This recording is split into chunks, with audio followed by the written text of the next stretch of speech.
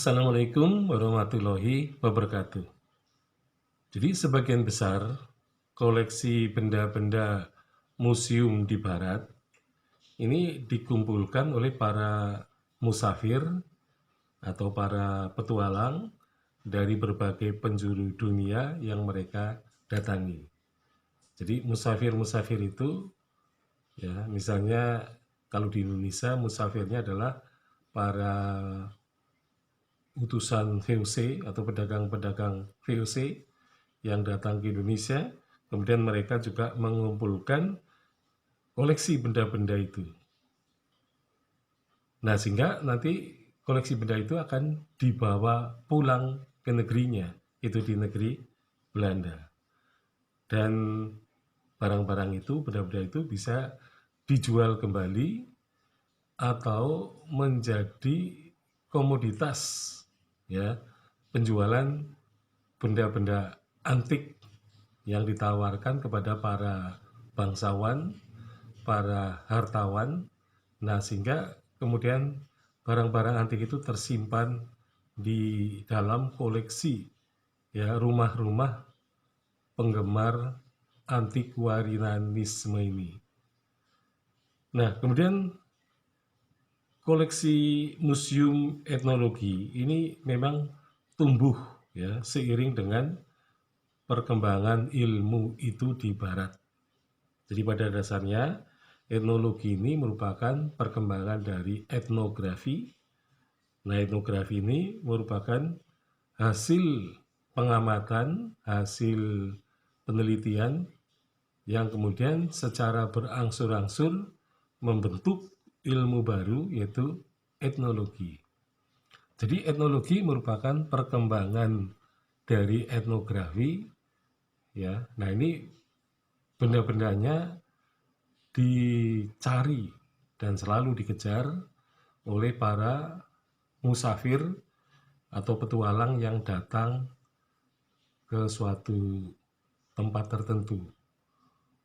Nah, jadi musafir-musafir itu memandang bahwa benda-benda budaya itu mempunyai nilai budaya yang tinggi, tetapi juga menganggap mempunyai nilai ekonomi yang tinggi juga. Jadi akhirnya bahwa benda-benda itu akan dijadikan komoditas ya, perdagangan yang kemudian akan dikoleksi. Jadi perdagangan benda-benda antik ini sudah berjalan lama sekali ya. Tetapi sebagian besar orang yang sudah memperoleh benda antik itu akan mempertahankan diri. Jangan sampai benda itu lolos ya dari kepemilikannya. Ya, karena itu bisa dilihat sebagai keunikan-keunikan yang tidak terdapat pada kebudayaan lain.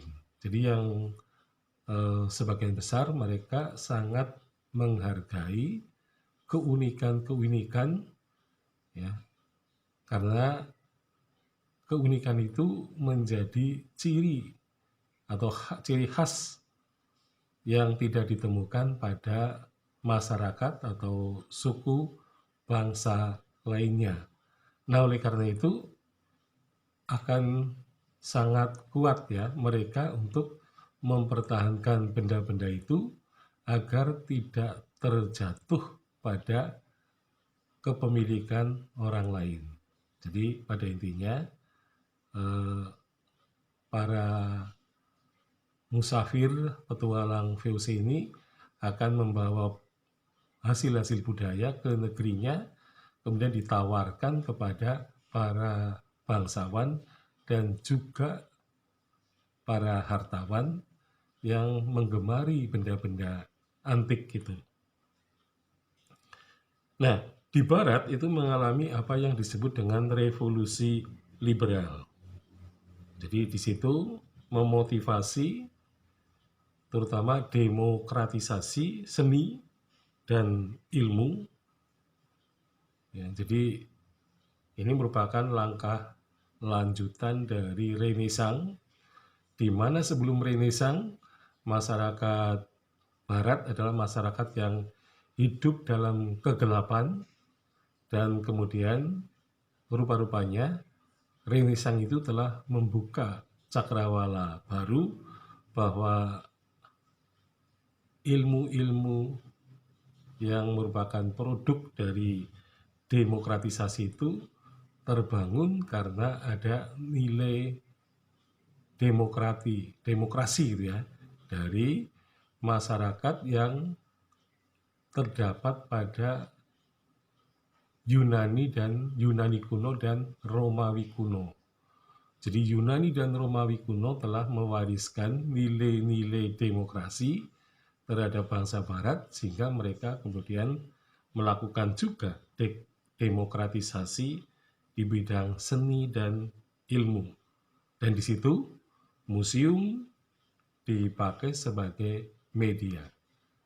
Sekian, Assalamualaikum warahmatullahi wabarakatuh.